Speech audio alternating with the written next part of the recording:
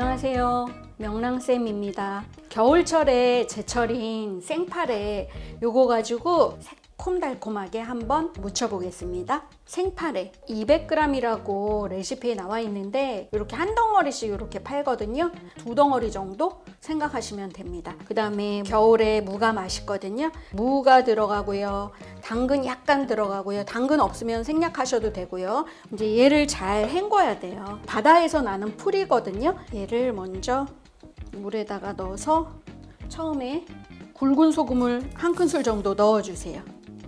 그래서 굵은 소금을 넣은 그 물에 넣어서 최대한 바락바락 주물러 가면서 꽉 눌렀다가 풀렀다 이런 식으로 해가면서 바다에서 머금은 물을 조금 빼주셔야 돼요.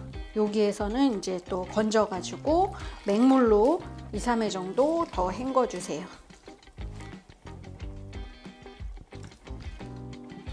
아까우니까 이렇게 채를 이용해 가지고서는 버리는 거 없이 이런 식으로 해가지고 한 2, 3번 정도 더 헹구신 다음에 이렇게 아예 그냥 체에 받쳐가지고 이런 식으로 주물주물 해가지고 건지시면 조금 더 편합니다.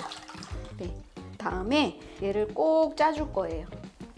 최대한 꼭 짜주세요. 내 손 힘으로 짜서 물이 더 이상 안 나올 때까지. 네, 이렇게 꼭 짜서 이제 물기 더 안 나오게 준비를 해주시면 되고요. 무채를 썰을 건데 길이 그대로 살려서 채를 치면은 이게 좀 덜 물러요. 그래서 이렇게 해서 채를 쳐도 되고 아니면은 채칼로 하셔도 되고요. 너무 두껍지 않게 이렇게 채를 썰었습니다. 여기에다가 먼저 밑간을 해줄 거예요. 밑간을 한 다음에 나머지 재료를 다 넣어가지고 또 버무릴 거거든요. 설탕 2분의 1큰술 정도, 꽃소금 1작은술 정도, 식초 2분의 1큰술 정도, 일반 양조 식초. 얘를 먼저 살살살살 섞어주세요. 그러면은 새콤달콤 간이 배면서 후들후들 부드럽게 이렇게 휘어지거든요. 그래서 이렇게 해서 한 10분 정도만 놔뒀다가 그 다음에 이제 섞어줄 겁니다. 고추는 이제 반을 갈라가지고서는 씨 빼고서는 채를 칠 거예요. 뭐 아주 얇게 안 하셔도 되고요. 모양으로 조금 넣어주는 거니까 맛에는 상관없어요. 그 다음에 얘 그냥 또 묻혀놓으면 잘 안 풀어져요. 그래가지고 이걸 이렇게 좀 한번 잘라주세요. 이게 바다에서 나는 생풀이잖아요. 살균 작용을 하는 레몬을 넣어주면은 조금 탈이 덜 날 수가 있어요. 그래가지고 만약에 레몬이 있다면 요 프레시 레몬즙을 조금 넣어주시는 게 훨씬 더 안전합니다. 짜기 전에 요 안에다가 반을 잘라서 이렇게 칼집을 저는 넣거든요. 그러면은 요 레몬즙이 굉장히 많이 나와요. 그러면은 이게 무가 이제 후들후들 부드럽게 절여지면서 물이 좀 생겼거든요. 여기다가 이제 나머지 재료를 넣어 볼게요.